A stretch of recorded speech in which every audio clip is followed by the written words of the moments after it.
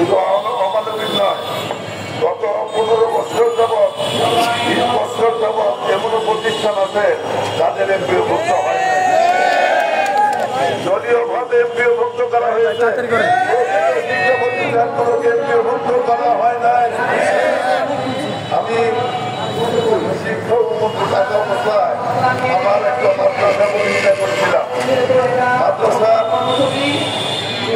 অনেক ভালো, অনেক ভালো, সরকার 80% পাস করে, তারপরেও গত 15 বছরে 16 বছরে সেই শিক্ষা প্রতিষ্ঠান দিয়ে বিভক্ত করা হয়।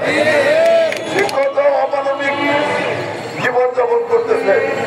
আজকে মাহে রমজান, দ্রব্যমূল্য উচ্চগতি, বাজারে চাউল তেলের দামে মানুষ হাহাকার হয়ে গেছে। এই সময়ে আমার শিক্ষকরা রাস্তায় সত্যি আমি মর্মাহত, দুঃখিত যে কি অবস্থায় আপনারা করতেছেন, এটা আমি উপলব্ধি করতে পারি। আমাদের সময়ে আমরা যখন ছিলাম তখন অনেক শিক্ষা প্রতিষ্ঠান আমরা ভুক্ত করেছিলাম, আপনাদের নিশ্চয়ই মনে আছে।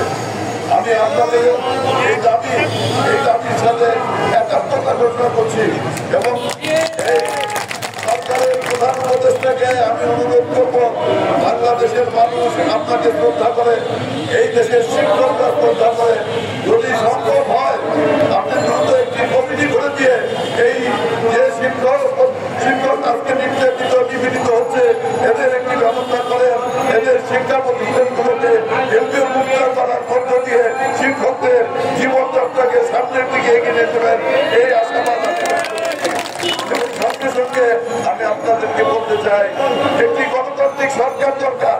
এই দাবি আদায়ের জন্য, দাবি প্রতিষ্ঠা করার জন্য একটি গণতান্ত্রিক সরকার দরকার। গণতান্ত্রিক সরকার ছাড়া এই দাবি আমাদের সকলের দাবি কেউ মাথায় দিবে না, উপলব্ধি করবে না।